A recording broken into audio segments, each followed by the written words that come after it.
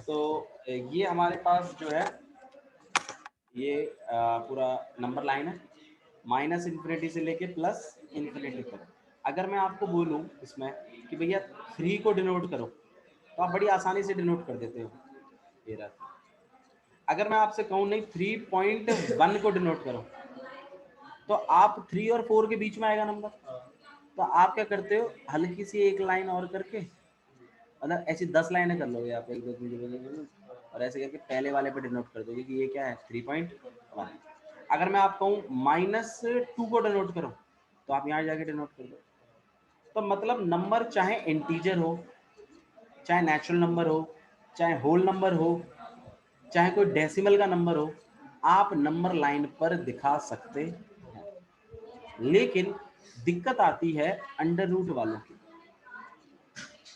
मतलब मैं अगर अंडर रूट 9 कह रहा हूँ ना आपको डिनोट करने के लिए, तो अंडर रूट 9 की वैल्यू कितनी होती है 3, तो आप बड़ी आसानी से डिनोट कर दोगे 3, इसमें भी दिक्कत नहीं। लेकिन ऐसे नंबरों में दिक्कत नहीं है जो परफेक्ट रूट हैं। दिक्कत किन में है? जैसे मान लो अगर मैं आपसे कहूँ कि अंडर रूट 3 को डिनोट करो, तो अब दिक्कत है ये अंडर रूट 3 आप कहाँ दिखाओगे, पता ही नहीं है। अंडर रूट 3 हमें पता नहीं है कि कहाँ दिखाएंगे, ठीक है। हाँ जी, कैसे दिखाएंगे, कहाँ दिखाएंगे, उसके बारे में अभी पता हमें नहीं है। अब तुम ये बताओ तुम्हें 90 डिग्री बनाना आता है कंस्ट्रक्शन में, ठीक है। अरे यार आप लोग कंपास वम्पास लाए नहीं, लाए हो, लाए हो सब लोग? अरे वाह, बस मेरा काम आसान है। कंपास लाया? अरे लाना कल आए थे, कल कराया नहीं, आज लाया।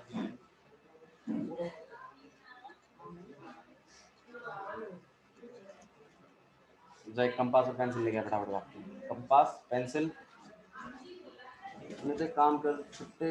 अच्छा है मेरे पास पर्स, इरेजर की जरूरत तो नहीं है। तो ये अगर हम अंडर रूट 3 को प्लॉट करें तो कहाँ प्लॉट करें हमें पता नहीं है। अच्छा, इन चीज़ों को भी सीखने से पहले कि कैसे प्लॉट करते हैं आप थोड़ा कुछ चीज़ों को समझ लीजिए। अंडर रूट 1 कितना होता है? 1 होता है। अंडर रूट 2 पता नहीं है। अंडर रूट 2 होता है क्या? मैं अंडर रूट 3, अंडर रूट 4 पता है हमें, under root 5, under root 6, under root 7, under root 8, under root 9। Under root भैया 8 तो पता है, अंडर रूट 8 का होता है। अंडर रूट 9 पता है हमें, कितना होता है 3। अच्छा जी। अंडर रूट 10 पता नहीं, under root 11, under root 12, under root 13 पता नहीं, अंडर रूट 14, अंडर रूट क्या होता है बता, पता है वैल्यू 15 पता है नहीं पता, अंडर रूट 16 पता है। आप अगर गौर करें, देखो मैं इससे एक निष्कर्ष निकाल सकता हूँ, मैं इससे एक चीज बता सकता हूँ कि मुझे एग्जैक्ट वैल्यू तो नहीं पता है इनकी और इसकी, लेकिन हाँ मुझे इतना जरूर पता है कि इनसे कम वाली तो 1 होती है और इनसे ज्यादा वाली 2 होती है। तो ऑब्वियसली बात है ये जो भी वैल्यूज होंगी ये 1 और 2 के बीच में कहीं होंगी। अब एग्जैक्ट कितनी है मुझे नहीं पता, लेकिन हाँ लगभग 1 से 2 के बीच में, मतलब ये 1 पॉइंट समथिंग कुछ है ना। डेसिमल्स की अगर बात करें तो ये 1 पॉइंट कुछ है। अच्छा, अंडर रूट 5 से लेके अंडर रूट 8 तक, ये 5 से 2 और 3 के बीच में, यही समझना है आपको। अच्छा, अंडर रूट 10 से लेकर अंडर रूट 15, 3 और 4 के बीच में है। अब कितनी है 3 पॉइंट समथिंग क्या है आई डोंट नो, बट हाँ 3 और 4 के बीच में। ये बातें आपको समझ में आ रही है? ठीक है, समझा दी मैंने यहाँ तक, क्लियर है? अच्छा, अब अगर मैं भूमि अगर आपसे कहूँ कि मुझे अंडर रूट 7 बनाना है, तो पहले आप मुझे ये बताइए भूमि अंडर रूट 7 किन दो नंबरों के बीच में है? 2 और 3 के, यही समझना है।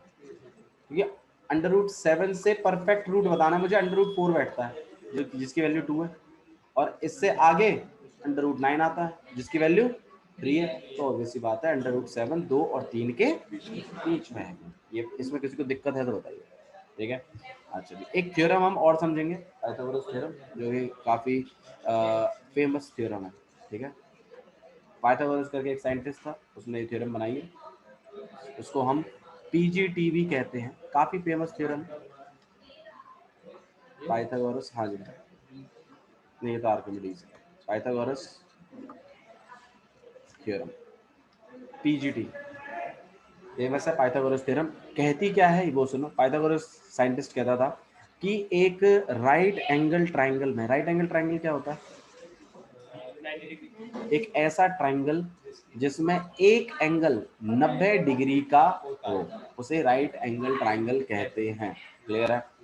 तो पाइथागोरस कहता था कि एक राइट एंगल ट्राइंगल में, जिसमें ऑब्वियस सी बात है एक एंगल 90 डिग्री का होता है ना, उसमें जो उल्टी वाली साइड है इसको तो हम कहते हैं हाइपोटेन्यूज। इसे हम क्या कहते हैं? हाइपोटेन्यूज। हाइपो, इसे हम क्या कहते हैं? बेस। इसे हम क्या कहते हैं? परपेंडिकुलर। ठीक है, अच्छा जी। तो आपका पाइथागोरस साइंटिस्ट कहता था कि हाइपोटेन्यूज का स्क्वायर बराबर होता है किसके? बेस के स्क्वायर के, और प्लस परपेंडिकुलर या फिर हाइट भी बोल सकते हो आप, परपेंडिकुलर के स्क्वायर के। ये है आपकी कौन सी थ्योरम? Pythagoras theorem, PGT. अच्छा, अब फायदा क्या है इसका? फायदा क्या है? फायदा ये है कि मान लो कभी किसी क्वेश्चन में, देखो ये इक्वेशनें होती हैं जिसमें इक्वल टू यूज होता है ना, उसे हम इक्वेशन कहते हैं। हालांकि मैं आपको सिखाऊंगा अलजेब्रा में और, ठीक है? ठीक है, तो ये जो चीज होती है ये होती है इक्वेशन। अच्छा, इक्वेशनों का फायदा क्या होता है? इक्वेशनों का फायदा ये होता है कि जैसे मान लो यहाँ पे तीन चीजें लिखी है, एक ये लिखा है, एक ये लिखा है और एक ये लिखा है। इन तीनों में से अगर कोई भी दो तुम्हें पता है तो तीसरी तुम निकाल सकते हो उसको अकेला करके। ठीक है, जैसे मान लीजिए मैं कह दूं कि ये है आपके पास 3 और ये है 4 और मुझे ये निकालनी है, तो मैं निकाल सकता हूँ पाइथागोरस थ्योरम से। कैसे? पाइथागोरस हाइपोटेन्यूज तो मुझे पता ही नहीं है, तो मैं इसको हाइपोटेन्यूज ही रखूंगा। अच्छा, बेस मुझे पता है कितनी है ना, और परपेंडिकुलर भी मुझे पता है। अच्छा, 3 का स्क्वायर करना होता है? नहीं, 6 नहीं होता। बच्चे मल्टीप्लाई कर देते हैं, ये गलती करते हैं। 3 का स्क्वायर होता है 9, 4 का स्क्वायर होता है 16, 8 नहीं होता। ठीक है, जो हमें निकालना है उसको हम अकेला करेंगे। 9 + 16 प्लस हो सकता है, हो सकता है। कितना होता है? 25। और हम यहाँ पे हाइपोटेन्यूज, अब हम हाइपोटेन्यूज को अकेला कर रहे हैं, स्क्वायर को हटा देंगे, उसके ऊपर रूट लगा देंगे। 25 किसका रूट है? 5 का। अच्छा, तुम्हें ये बात समझ में आती है ये मैंने कैसे निकाल दिया? पता है कि नहीं पता? डोंट लाई, पता है कि नहीं पता? 25 की जगह मैंने 25 अंडर रूट था, मैंने 5 लिख दिया। अच्छा, अगर मान लो ये होता तो इसको क्या लिख सकते हो तुम? पता है नहीं पता? बोलो बोलो। 2 नहीं, नहीं। सुनो, ये 5 आया कैसे, सीख लो। नहीं आता तो आप प्राइम फैक्टराइजेशन कर देते हैं बच्चे से। 5 से किया 5, फिर 5 से किया 1, तो मुझे 25 को लिखना चाहिए 5 × 5। अब रूट में से जोड़े बनते हैं तो बाहर निकलता है। अब यहाँ 2 जोड़े तो 5 बाहर आ जाएगा। अब अंदर कुछ बचा ही नहीं तो उसको लिखने की जरूरत, तो आंसर कितना होगा आपका? इसलिए आया है ये 5। अब मान लो √8 है। अब √8 को मैं क्या लिख सकता हूँ? 2 से करते हैं 4, 2 से करते हैं 2, 2 से करते हैं 1। तो मैं √8 की जगह क्या लिख सकता हूँ? 2 × 2 × 2।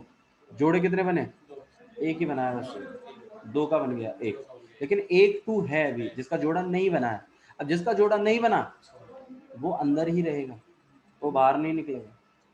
तो ये 2, इन 2 के जोड़े बन के एक बाहर आ जाएगा, लेकिन इसका जोड़ा नहीं बना है तो ये, तो √8 को आप लिखोगे 2√2। आया? मुझे लिख के दिखाओगे एक और, लिख के दिखाओ। √50 4 को क्या लिखोगे, लिखना। ठीक है, तो मतलब ये आपकी कौन सी थ्योरम है, पाइथागोरस थ्योरम। ठीक है, इसमें आप रूट ऐसे लगाएंगे और ऐसे ही सॉल्व करोगे जैसे मैंने अभी आपको सिखाया है।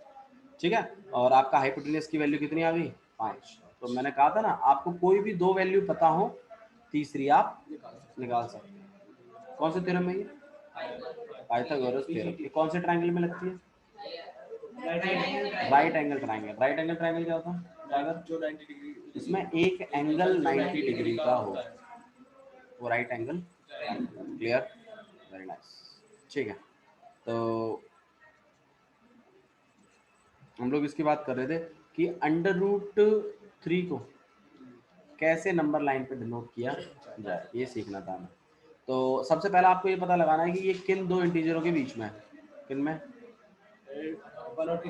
1 और 2 के बीच में है कहीं, है ना। तो ठीक है, फिर हम क्या करेंगे, हम अपनी बनाएंगे नंबर लाइन। बना लिया, अच्छा जी, जिसकी शुरुआत होगी आपकी 0 से।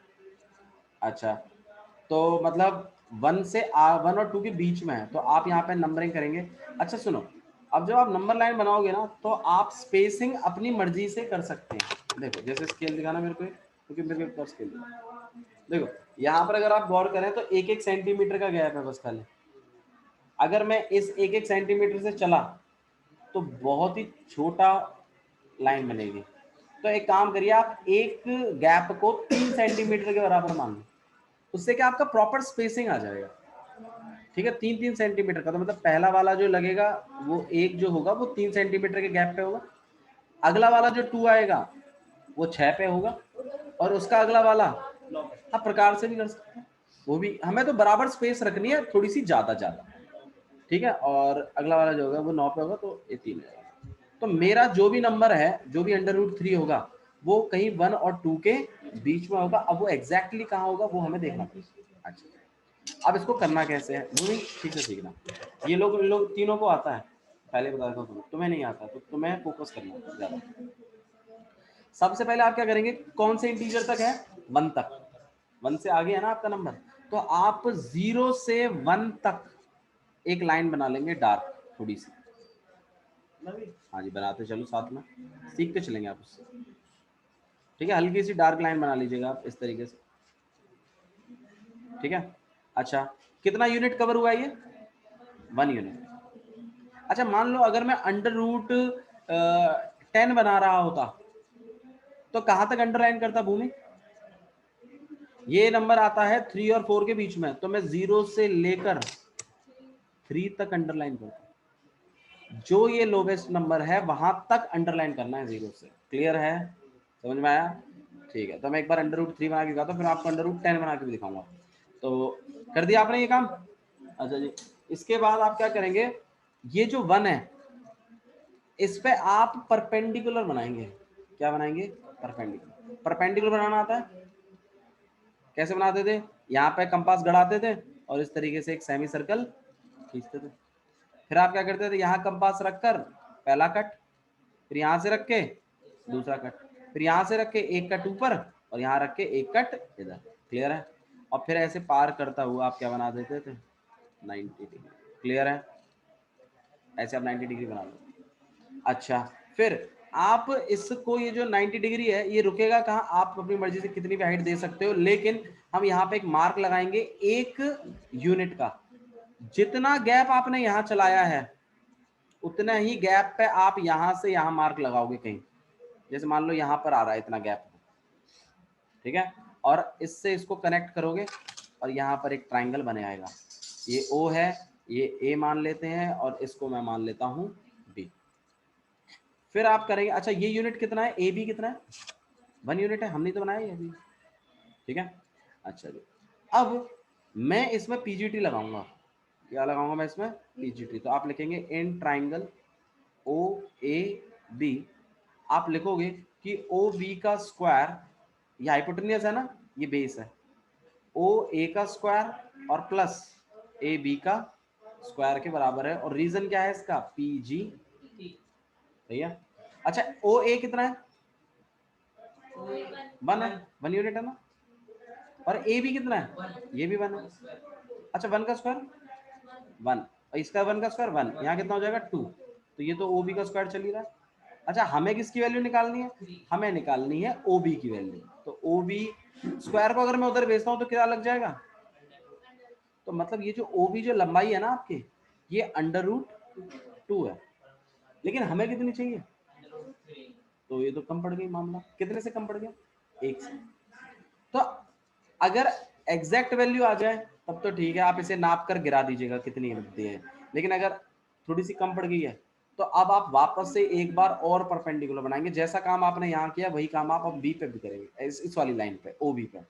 तो आप क्या करेंगे, ओ बी को यहाँ पे कंपास रख के यहाँ से परपेंडिकुलर बनाएंगे, फिर यहाँ रख के पहला कट, यहाँ रख के एक कट यहाँ पर, एक कट यहाँ पर, और ऐसे टेढ़ा बनेगा, सीधा नहीं बनेगा, ध्यान रखना, टेढ़ा बनेगा हल्का सा। क्यों, क्योंकि लाइन टेढ़ी है ना, तो इसका 90 भी क्या बनेगा, हल्का सा टेढ़ा बनेगा।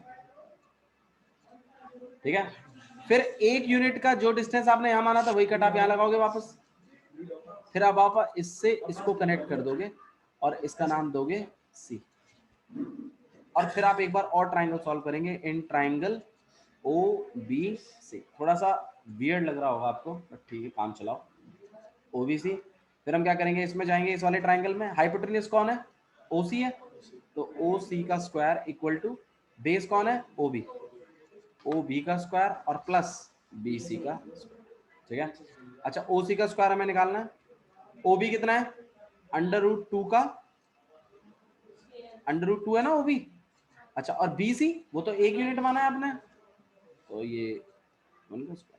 अच्छा √2 का स्क्वायर क्या होता है, ये स्क्वायर से रूट कट जाएगा ना, 2 आ जाता है, और 1 का स्क्वायर 1, तो ओ सी का स्क्वायर यहाँ पे 3, और ओ सी को अगर मैं अकेला करूँ तो इसके ऊपर आ जाएगा √3, तो ओ सी की वैल्यू कितनी होगी 3, ये तो हमें चाहिए थी। तो हम क्या करेंगे, अब हम इस ये है √3, ठीक है, तो आपको मिल गई कितनी लंबाई है √3, इतनी लंबाई है √3। अब आप क्या करोगे, इसको हमें इस पे लाइन पे बनाना है, हम क्या करेंगे, अपने कंपास को यहाँ गड़ाएंगे ओ पे और अपने पेंसिल को यहाँ तक खींच लेंगे, तो इतनी लंबाई मिल गई, यही तो है √3। अब आप धीरे धीरे धीरे धीरे इसे कहाँ गिरा दोगे, आप देखोगे कि इसी मतलब कंपास को यहाँ गड़ा के इतना खोल के ऐसे आप सर्कल सा बना दोगे नीचे की तरफ, उतनी रेडियस का ही, हाँ उतनी रेडियस का ही सर्कल बना दोगे नंबर लाइन पे, और ये जहां भी गिरेगा वही पॉइंट आपका क्या होगा,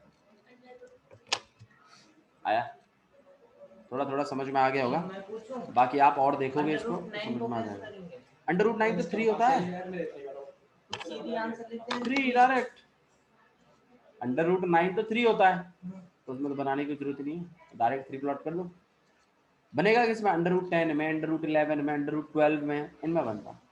ठीक है, तो घर से आप जो है कुछ को करके लाएंगे, जैसे √10 ये आप घर से बनाएंगे, और √27 बनाओगे, √10 बनाओगे, √27 बनाओगे, ये दोनों आपको घर से बना के लाना है।